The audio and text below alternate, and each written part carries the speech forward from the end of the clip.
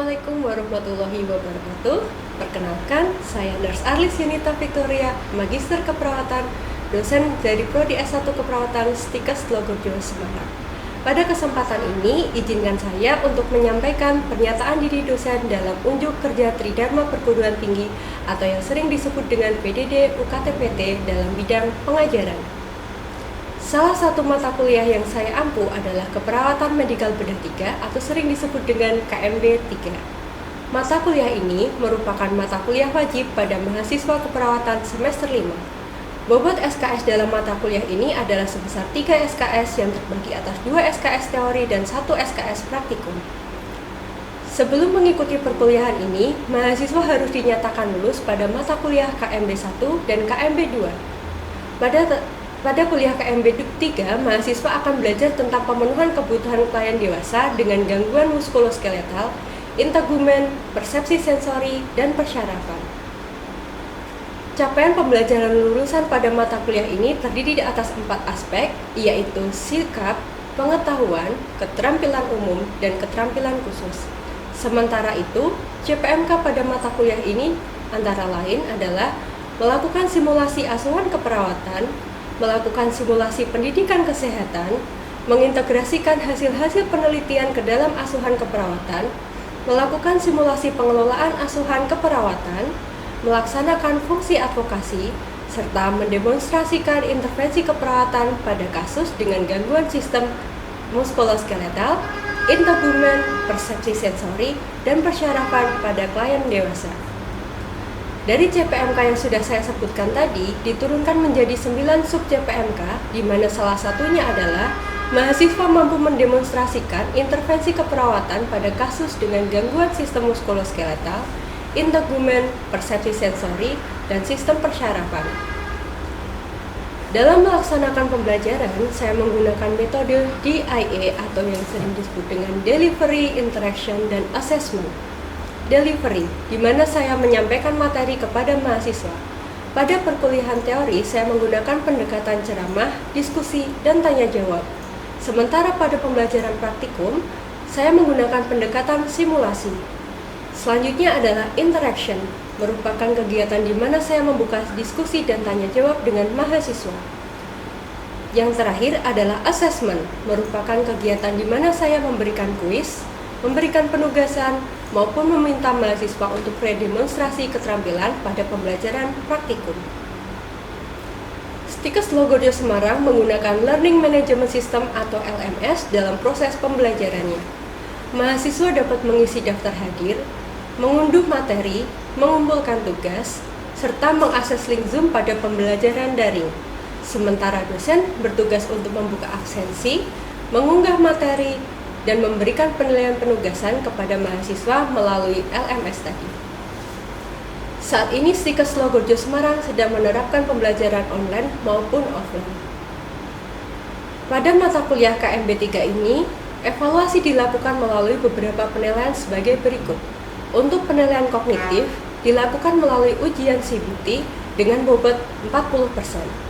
Pada penilaian psikomotor, dilakukan melalui ujian skill laboratorium dan OSCA sebesar 20%, proses tutorial sebesar 20%, serta penugasan terstruktur sebesar 20%.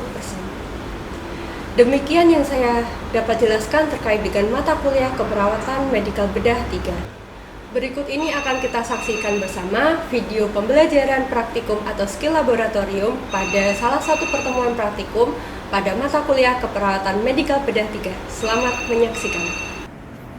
Selamat pagi, Assalamualaikum warahmatullahi wabarakatuh. Waalaikumsalam warahmatullahi wabarakatuh. Bagaimana kabarnya hari ini teman-teman? Baik, sehat Bu. Alhamdulillah. Baik teman-teman, sesuai dengan RPS kita pada pagi hari ini, kita akan mempelajari terkait dengan intervensi keperawatan pada gangguan kasus sistem muskuloskeletal. Namun sebelumnya kita berdoa dulu untuk mengawali kegiatan kita pada pagi hari ini. Saya minta salah satu untuk memimpin doa. Mas Fahri, bisa silakan dipimpin doa. Baik teman-teman, sebelum kita memulai perkuliahan pada hari ini, mari kita berdoa menurut agama dan kepercayaan masing-masing. Berdoa dimulai. Selesai. Oke, baik, terima kasih Mas Heri. Baik teman-teman semua, sebelum kita mulai untuk praktikum kita pada pagi hari ini, silakan teman-teman untuk mengisi kehadiran melalui aplikasi MySiago teman-teman yang ada di handphone teman-teman masing-masing.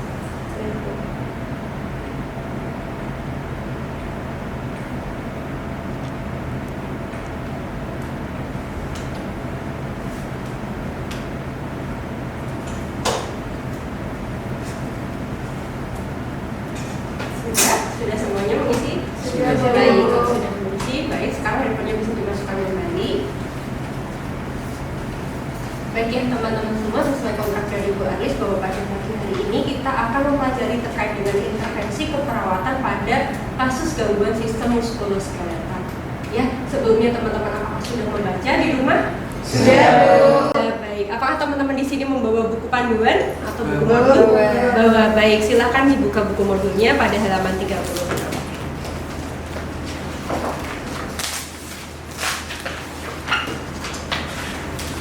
Sudah?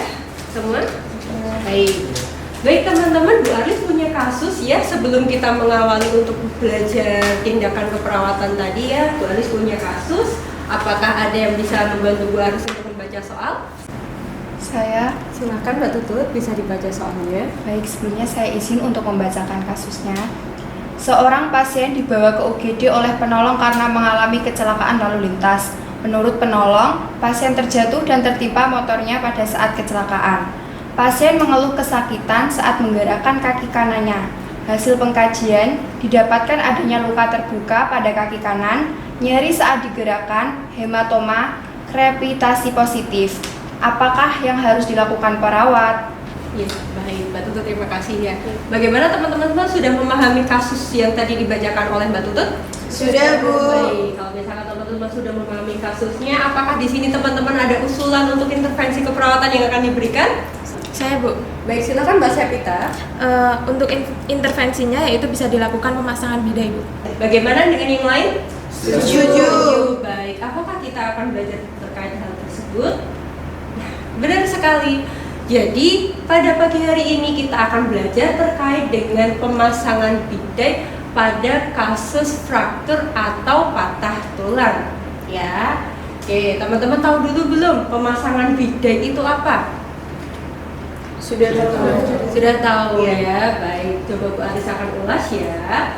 Nah, di sini pembidaian itu merupakan suatu prosedur pemasangan alat imobilisasi eksternal yang bersifat kaku, dipasang dengan menyesuaikan kontur tubuh, namun tidak dianjurkan pada pasien yang mengalami fraktur atau patah tulang yang terbuka. Ya. Selanjutnya adalah pemasangan bidai ini adalah pertolongan pertama pada kasus-kasus kecelakaan lalu lintas ya teman-teman. Gunanya adalah untuk apa? Di sini gunanya atau tujuannya adalah untuk menyelamatkan nyawa, menghindari cedera, selanjutnya untuk mempercepat proses penyembuhan ya. Nah, tujuan dari pembidaian ini adalah mencegah pergerakan atau pergeseran pada tulang yang tadi patah. Kemudian adalah menghindari trauma soft tissue atau menghindari trauma pada jaringan di sekitar tulang yang patah ya. Selanjutnya adalah mengurangi nyeri, mempermudah transportasi dan pembuatan foto ronsen serta mengistirahatkan anggota tubuh yang tadi cedera atau patah tulang itu tadi. Seperti itu ya. Oke, di sini ada beberapa macam splint atau bidai. Kalau misalkan dalam kondisi emergency ya, kondisi urgent, kita bisa gunakan splint pada sebelah kanan, splint improvisasi. Jadi di sini menggunakan alat-alat seadanya karena namanya juga urgentnya emergency ya. Kita bisa menggunakan papan, bisa menggunakan kayu, koran, majalah dan lain-lain sebagainya. Nah, kalau misalkan yang sering kita gunakan ya karena kita ada di vaskes gitu ya, kita pakai splint konvensional ya. Nanti splint konvensional itu jenis-jenisnya seperti ini teman-teman ya. Jadi ini ada yang sudah dilengkapi dengan menggunakan gesper, sementara yang ini belum. Kalau yang belum dilengkapi dengan gesper nanti akan kita fiksasi dengan menggunakan kain mitila ya. Baik teman-teman, sampai di sini dulu. Ada yang mau bertanya?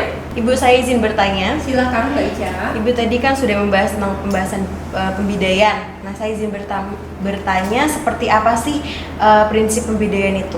Bagus sekali Mbak Ica pertanyaannya, jadi Bu Anis akan menjelaskan untuk prinsip pembidayanya. Baik, prinsip pembidayaan ini menggunakan pendekatan prinsip harus melewati dua sendi, teman-teman ya. Jadi kalau misalkan tadi pasien kita itu dicurigai frakturnya pada ekstremitas kanan bawah, ya berarti harus ada dua sendi yang harus dilewati oleh si biday tersebut, seperti itu. Kemudian kalau misalkan ada pakaian yang menutupi bagian tubuh yang tadi patah tersebut, harus dibuka dulu atau dilepas. Kalau tidak memungkinkan bisa dipotong ya pakaiannya ya.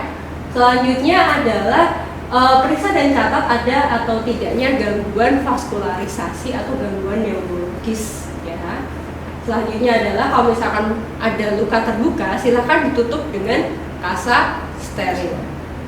Kemudian pembidayaan dilakukan pada bagian proksima dan distal pada daerah trauma. Selanjutnya jangan dipindahkan penderitanya ya sebelum itu dibiday ya. Jadi kalau misalkan ada korban curiga patah tulang, jangan dipindahkan dulu ya sebelum dilakukan pembidayaan atau dilakukan fiksasi ya. Kemudian berikan bantalan yang lembut pada pemakaian biday yang kaku ya, apalagi kalau misalkan tadi ya ada yang biday menggunakan kayu, takutnya dia merusak kulit, seperti itu ya teman-teman ya. Baik, ini adalah contoh pemasangan bidaynya yang di sini adalah untuk fraktur humerus ya pada ekstremitas atas. Sebelah sini adalah fraktur antebraki. Kalau fraktur antebraki menggunakan dua biday. Nah, di sini adalah fraktur pada femur ya. Kalau fraktur femur berarti harus melewati tulang patella sama tulang pinggang ya. Baik, jadi nanti fiksasinya sampai ke perut kalau seperti itu agar melewati tadi apa? Dua sendi. Kita harus ingat adalah itu ya. Oke, baik teman-teman, sampai di sini dulu. Ada yang mau ditanyakan? Silahkan. Izin bertanya Bu, Silakan Mas Fahri. sehingga kira-kira poin apa saja ya Bu yang perlu kita perhatikan baik sebelum ataupun sesudah proses pembidayaan tadi? Sekali Mas Fahri pertanyaannya. Jadi apa saja sih yang perlu kita perhatikan pada saat sebelum dan setelah kita melakukan pemasangan biday? Hanya cukup disingkat dengan PMS ya, tapi bukan premenopause syndrome ya, bukan. PMS-nya kita kalau mau memasang biday itu adalah cek pulsasi ya. Pulsasi, bagaimanakah pulsasinya? Apakah teraba, kuat atau tidak ya. Kemudian yang kedua adalah motorik ya. Apakah bagian tubuh di sekitar fraktur masih bisa digerakkan? Kemudian yang terakhir adalah S, yaitu sensori. Apakah bagian tubuh di sekitar fraktur masih bisa merasakan sensasi sensorik seperti itu? Begitu ya. Nah, di lintas dalam sini juga kita melakukan evaluasi terhadap warna kulit pada bagian distal, karena takutnya tadi yang frakturnya itu ternyata dia menyebabkan robekan pada pembuluh darah ya. Selanjutnya ada pulsasi arteri, fungsi sensorik dan motorik ekstremitas, serta pengisian kapiler harus kita perhatikan. Seperti itu teman-teman, apakah bisa dipahami? Bisa Bu. Baik teman-teman semua, apakah ada yang mau ditanyakan kembali? Sudah Terkait dengan pengantarnya? Sudah cukup. Sudah cukup. Baik, kalau misalkan sudah cukup, kita langsung saja untuk melakukan tindakan pemasangan biday saja ya teman-teman. Iya. Baik, kita akan berpindah ke bed pasien. Oke, baik teman-teman ya, kita sekarang akan belajar bagaimana caranya memasang biday ya, melakukan pembidayaan. Baik, di sini Bu Anis punya alat-alat ya, teman-teman, ada di sini alatnya. Jadi ini tadi yang teman-teman baca di slide, namanya adalah spalot ya. Baik, ini spalot ukurannya bermacam-macam ya, ada yang panjang, ada yang pendek juga, tergantung dari mana area yang mengalami patah tulang. Selanjutnya ini adalah mitella. Betul sekali, ini mitella. Kayunya sebenarnya berbentuk persegi, segitiga iya. Kemudian kita gulung ya, kita gulung seperti ini. Jadi sebelum ke pasien kita harus sudah siapkan dahulu. Sama yang satu lagi terakhir kita butuh yang namanya handspoon. Betul, karena kita harus ingat prinsip 3A. Itu adalah Aman diri, aman pasien, aman lingkungan. Nah, untuk melakukan tindakan keperawatan kita harus ingat bahwa ada 3 fase yang akan kita lakukan. Yang pertama adalah fase Orientasi, fase kerja, fase evaluasi. atau evaluasi. Begitu ya teman-teman ya. Nah, oke, tadi kasusnya adalah pasiennya ini pos KLL ya, kecelakaan lalu lintas. Dia mengalami curiga fraktur pada ekstremitas bawah sebelah kanan pada tulang tibianya ya. Kemudian di sini ada hematom seperti itu ya, ada luka terbuka seperti itu. Nah, jadi ceritanya ini adalah pasiennya. Kita akan awali dari fase orientasi di mana kita akan memperkenalkan diri dan menjelaskan maksud dan tujuan. Seperti itu. Nah, gitu ya. Baik, kita mulai saja. Permisi, selamat pagi. Baik, bisa disebutkan nama lengkap dan tanggal lahirnya sambil saya cek ya Mbak ya. Baik, dengan Mbak Afifah ya. Perkenalkan Mbak Afifah, saya adalah Suster Aris dari Sisdikes Labordio Semarang yang pada pagi hari ini berdinas di ruang UGD ya Mbak ya. Ini kan Mbak Afifah kan tadi habis kecelakaan lalu lintas ya Mbak ya. Terus kemudian di sini di kakinya itu ada curiga patah tulang sama ada lukanya ya Mbak ya. Nah, saya pagi hari ini mau memasang alat namanya bida ya Bu ya. Nah, tujuannya ini adalah untuk mengimobilisasikan atau memfiksasi agar kakinya Mbak Afifah ini tidak banyak gerak sehingga proses penyembuhan lukanya itu menjadi lebih cepat. Seperti itu ya Mbak ya. Nah, nanti untuk langkah-langkahnya saya akan memasangkan alat seperti ini Mbak ya. Ini alatnya namanya bidai. Kemudian akan saya ikat, memang sedikit agak tidak nyaman ya Mbak ya, tapi tidak apa-apa, nanti agar lebih cepat sembuh. Begitu Mbak Afifah, apakah bisa saya mulai sekarang? Kalau misalkan bisa saya mulai sekarang, saya permisi untuk tutup tirai dan cuci tangan. Baik, selanjutnya kita tutup tirai, ya kita tutup tirai, kemudian kita cuci tangan. Teman-teman masih ingat cuci tangan langkah-langkahnya? Bagaimana? Ada 6 langkah. Ada 6 langkah ya. Bagaimana yang pertama? 1, 2, 3, 4. 1, 2, 3, 4. 1, 2, 3, 4. 1, 2, 3, 4. 1, 2, 3, 4. 1, 2, 3, 4. 1, 2, 3, 4. 1, 2, 3, 4. 1, 2, 3, 4. Oke, kalau misalnya sudah, setelah itu kita pakai handphone ya. Pakai handphone. Nah, melindungi diri si perawat ya. Karena kita tadi harus ingat 3A. Baik, kalau sudah kita pakai handphone, selanjutnya kita cari anggota tubuh mana yang mengalami curiga patah tulang ya. Tadi ingat sebelum melakukan pemasangan bidai kita harus lakukan cek terhadap PMS. So, apa itu PMS? Pulse motorik sensorik. Baik ya, pulse. Berarti kalau misalkan tadi yang dicurigai patah tulang adalah pada daerah tibia, berarti kita coba cek di sebelah sini ya. Apakah tenaga nadinya kuat atau tidak? Ya, dan pada tadi di pergelangan kaki. Kemudian cek motoriknya. Nah, ini kita minta apakah pasien bisa menggerakkan? Ya, bisa digerakkan Mbak? Bisa digerakkan? Nyeri? Oh, nyeri. Baik. Kalau seperti itu, nah selanjutnya kita cek sensoriknya. Baik Mbak, ini agak saya cubit. Apakah terasa? Terasa ya, banyak terasa. Namun di sini akralnya dingin ya teman-teman. Berarti kita harus curiga di situ nanti ada komplikasi ke arah vaskularisasi ya. Seperti itu ya. Nah, tadi yang dicurigai fraktur adalah pada tulang tibia ya. Nah, kita akan lihat, kita akan inspeksi. Jadi kalau misalkan tadi ada yang menutupi, berarti kita bisa dibantu. Kita harus naikkan ya, bisa dibuka. Oke, nah selanjutnya, selanjutnya kalau misalkan ada terbuka, ada luka terbuka, kita harus tutup dengan menggunakan kain kasa. Betul, nitela atau kasa atau dengan kain steril ya.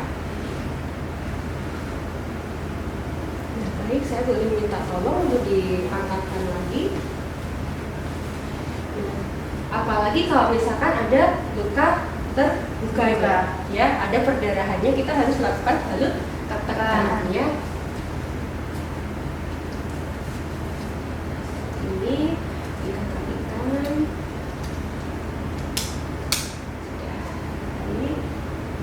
Nah, selanjutnya kalau misalkan semua luka itu sudah tertutup, baru kita lakukan pemasangan bidai. Ya, di sini Bu Aris memilih bidai seperti ini ada 3. Kita sesuaikan karena tadi prinsip pembidaian harus melewati 2 sendi. Baik ya. Nah, yang ini ditaruh di sebelah kanan, di sebelah kiri sama di bawah pasien. Ya. Nah, di sini saya minta tolong lagi untuk 2 orang bisa mengangkatkan kaki dari yang satu mengangkat kaki pasien, tapi tolong jangan sampai menggerakkan ini ya, bisa diangkatkan. Kemudian nanti ada yang memasukkan ini ya. Oke, saya minta tolong kita silakan bisa diangkat ini ya, Mbak.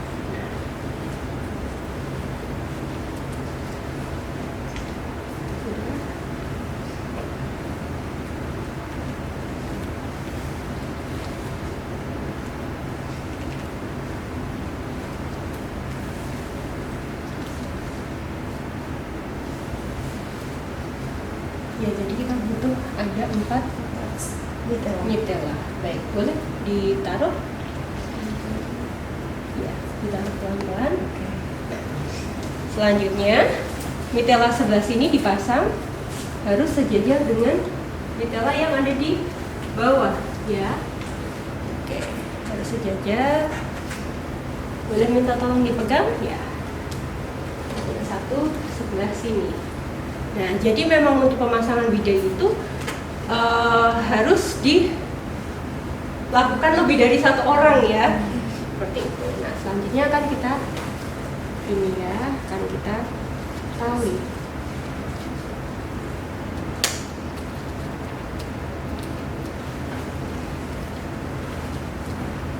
Nah, kalau misalkan talinya kurang panjang, ini ditarik saja, tidak apa-apa. Bisa kita talikan di sebelah luar ya, jadi kalau menalikan ya.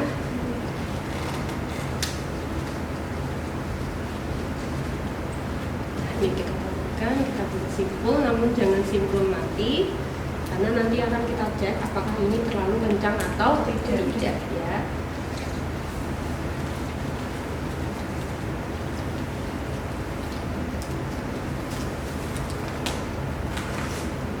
Apakah sakit, Mbak? Agak sakit ya. Terlalu kencang tidak? Tidak ya. Nah, kita selalu lakukan evaluasi selama pemasangan juga ya. Jadi apakah pasiennya mengalami kesakitan atau tidak, terlalu kencang. Seperti itu.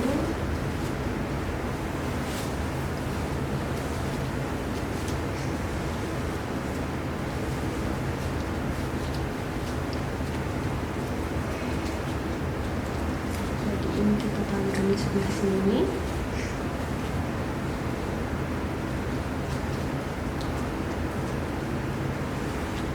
Kemudian tali ini kita simpan.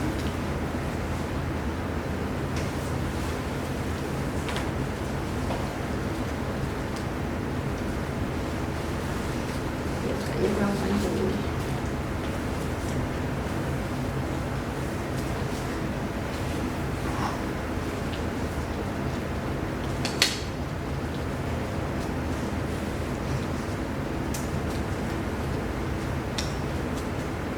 Baik, sudah pasiennya sudah terpasang bidai.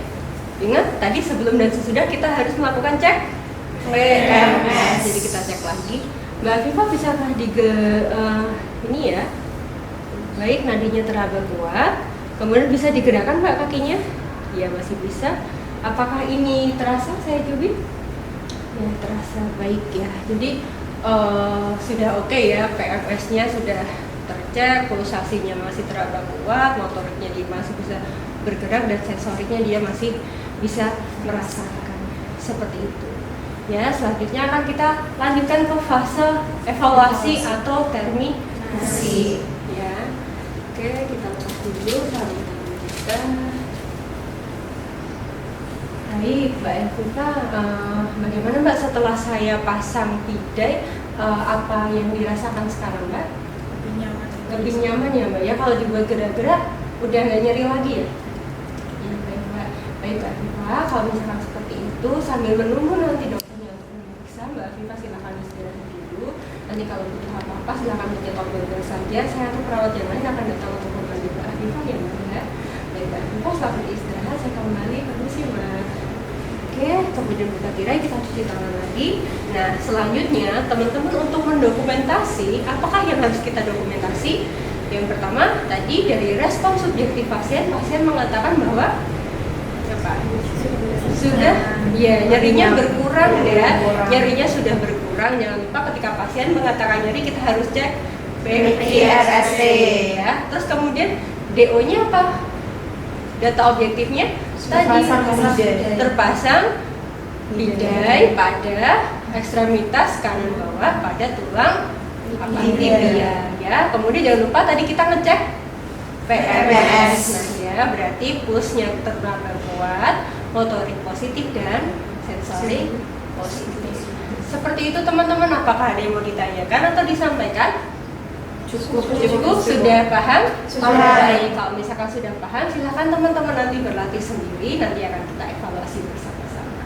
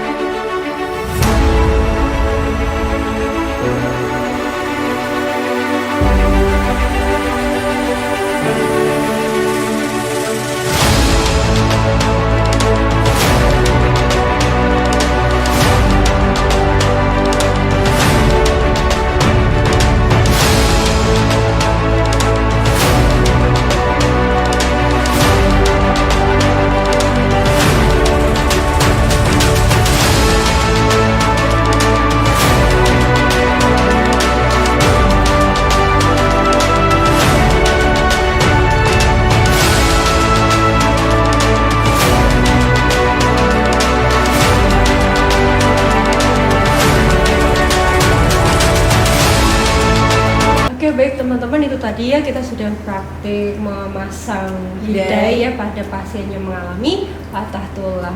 Begitu ya teman-teman, tadi sudah mencoba ya? Sudah ya dilakukan ya? Iya Bu. Ya, baik. Oke teman-teman, ada yang mau ditanyakan dulu sebelum kita mengakhiri untuk praktikum kita pada pagi hari ini? Bu, saya izin tanya. Iya. Bu, izin bertanya. Iya, silakan Mbak Valentina.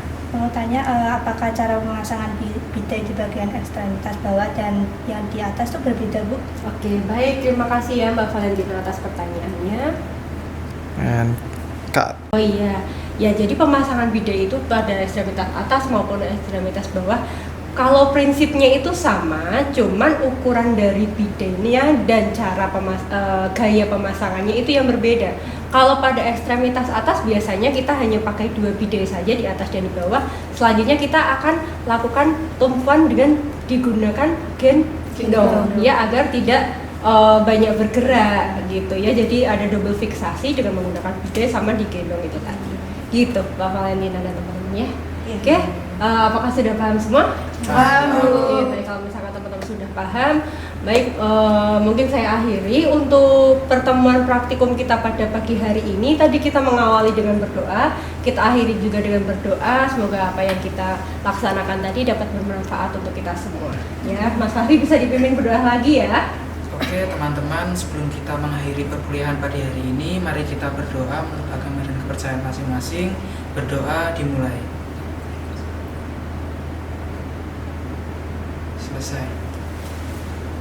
Baik teman-teman, terima kasih atas perhatiannya. Saya akhiri. Selamat pagi. Assalamualaikum warahmatullahi wabarakatuh. Waalaikumsalam warahmatullahi wabarakatuh. Terima kasih. Terima kasih Bu.